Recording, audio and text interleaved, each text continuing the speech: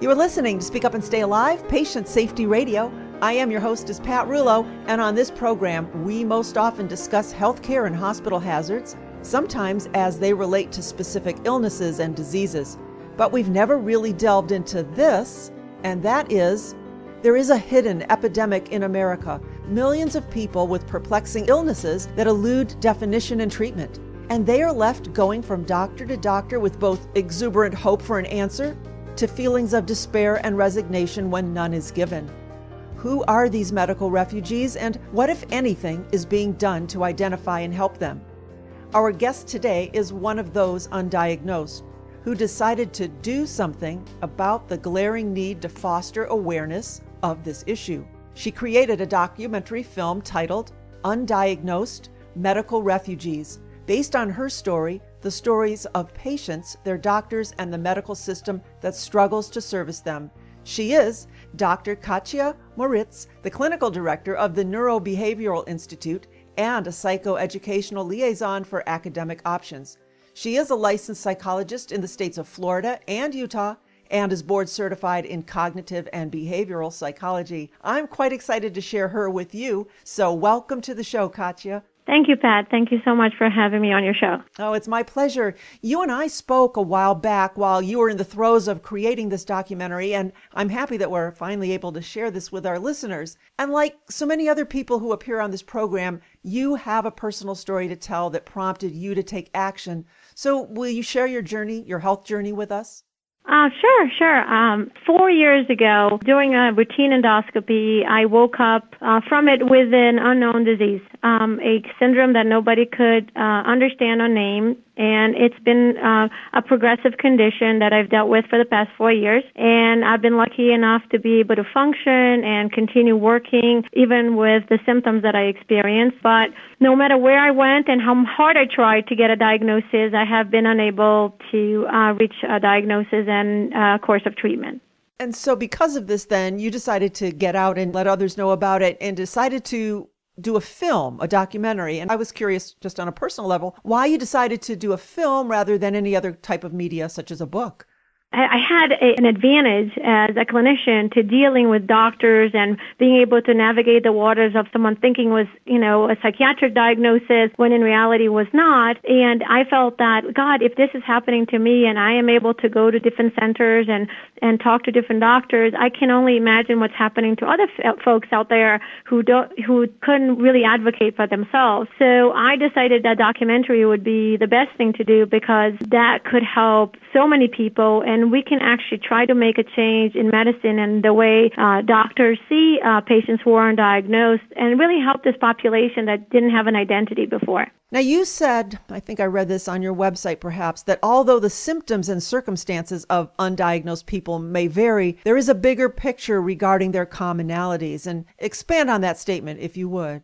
Sure. So one thing that we realize is a lot of the undiagnosed population not only suffered with the illnesses that they are faced with, but they feel very dismissed by medicine. They are very often diagnosed psychiatric. Unfortunately, for whatever reason, they looked at psychiatric conditions as less of a medical issue when we feel that psychiatric conditions are huge and debilitating medical issues, but they end up in a position where no one is willing to help them, and many patients feel abandoned by the medical system when doctors don't know what they have, they don't know what to do with them. We also realize that there is no database for the undiagnosed, so a lot of those patients did not have a place, a repository for their data. So medicine can move forward. It's through this group of people that we're going to be able to give the new diagnosis, find out new treatments for diseases that we currently know. And what we realize is this is being wasted. The data, the information that this population provides is not being collected in a way that we can help the future of medicine.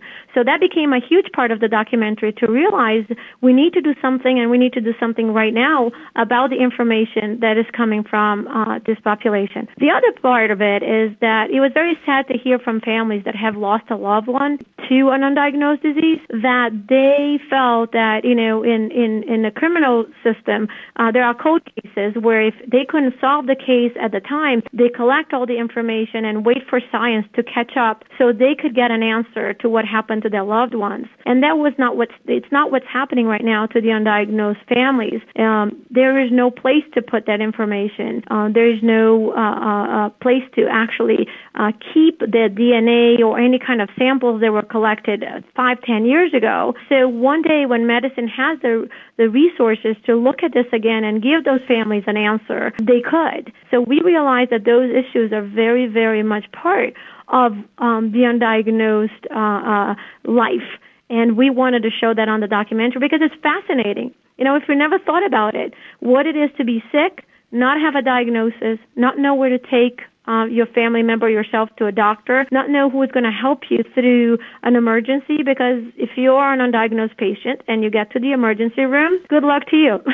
They don't know what to do with you. They don't know how to help you because they don't know what you have. And so there are so many issues that we realize that every undiagnosed family and person felt that was beyond the fact that they had an illness without a name. Is being undiagnosed truly a factor of having something that no one in the healthcare world can figure out because they've never heard of it, or it's a rare case, they've never seen it before? Or is it something more? I think it's a combination. I don't think there's one type of undiagnosed patient. I think there are the undiagnosed patients right now who are still in the diagnostic process and they haven't reached a diagnosis. There are people that have been misdiagnosed or delayed diagnosis is a very common issue also for this population where, for certain diseases, it takes a long time currently to be able to diagnose those patients. You think about multiple sclerosis or Parkinson's disease or many neurological conditions where there's a maturation of the illness that takes place in order to reach a diagnosis. And also there are people out there that have diseases that have not been named yet. They may be the first manifestation of a disease. And how important that is to medicine, right? Even on the delayed diagnosis, the more we know about those delayed diagnoses, the earlier we're going to be able to make this diagnosis in the future.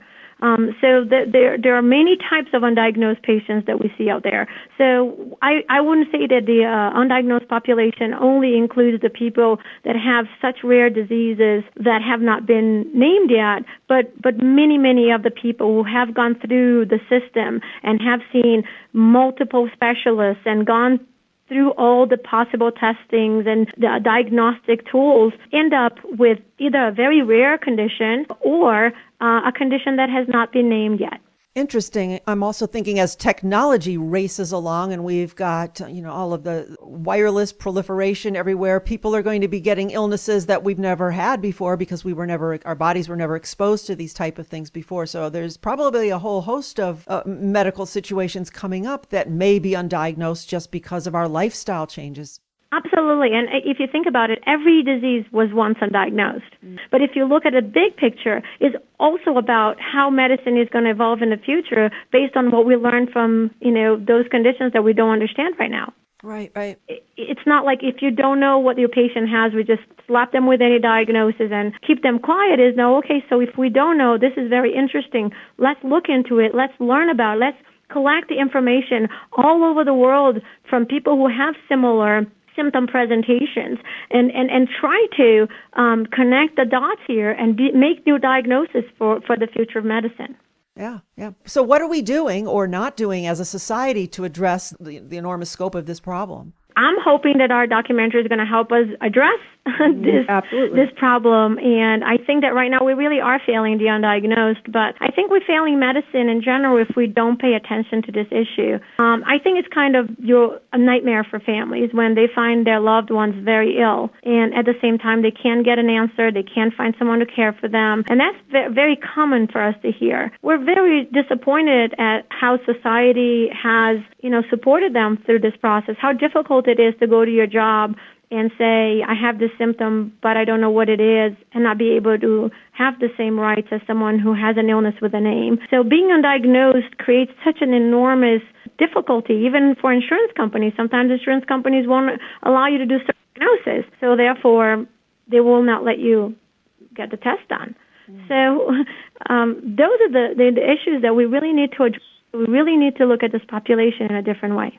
So as a patient, what should we do to avoid being an undiagnosed patient, or to at least be able to cope with it? I think one of the important things is that sometimes we trust the medical system to collect all our information, to pass along information from specialist to specialist. And unfortunately, it's such an overburdened system as is that our doctors really don't have the time. Think about it. The undiagnosed patient is a patient that demands hours and hours of work. And our doctors really don't have that allocation of time for those patients. So a patient like me who has a humongous, huge file of tests and medical notes has as much time with a doctor as someone with a simple cold. So our doctors really don't have the time for us. But we need to always keep all our stuff, all our files, everything that is done medically, as much as you can, keep it together so you always can actually give the information to the next doctor in a way that they could quickly understand, summarize the information, learn how to write down your symptoms. I think having even a symptom tracker, one of our people that we interviewed gave me that tip, and I've been doing that, where you collect your data in a way that the doctor can look at it and quickly realize what's happening to you. I think those are really important and helpful tools that could help you find a diagnosis. A patient who is undiagnosed because there's no name to their condition or they have something so rare that, it's all about advocacy. We need to advocate for ourselves. We need to learn. We have to read. But at the same time, is how do you balance your health issues and a normal life as much as you can? What I found that the undiagnosed patients that I'm at try to do is they try to live as to their fullest, to enjoy everything, to do what they could do, to live a very, very fulfilling life as much as they can. And some of them, much more than I am, struggling with very, very severe, debilitating symptoms. But they say, I have to realize that I don't know what I have, and I am going to enjoy every second and live very much in the present. And I think that has helped me a lot. I think that decreases a lot of your anxiety when you try to live in the present and understand that you may not have the control over when you're going to get a diagnosis, but you just have to keep on going, don't give up, continue seeing your doctors, see different doctors, talk to other undiagnosed patients. And that's one of our goals with this documentary, is really to create a community of undiagnosed patients and help them communicate with one another. Yes, you're creating a community. We hope so. Absolutely. Well, now, where can folks find out more about you, your work, and your film? We need a lot of help and support from everyone. This is really have been a work of love. It's been like real grassroots type of a project, and I'm hoping that the community is going to help us move this forward. Our website name is undiagnosedfilm.com. And that's, again, is undiagnosedfilm.com. And on that website, people can click on our trailer. It's a rough cut of the trailer still, but it's a trailer that will allow us to do our funding campaign. There is a page there that people could donate on the website. And everything helps. We really need the help, and we really need the community support to finish and move this project forward. All right. May I add that to our website as well? Oh, please do. I will send you all the information, and that would be so nice. Great. I would be happy to do that. And so I encourage everyone to share this with someone you know and care about. And again, the website is undiagnosedfilm.com. So, Katia, thank you for your work and for sharing it with us today, and the best of health to you. Thank you, Pat, so much. Thank you for all your support, and it really means the world to us. It's our pleasure.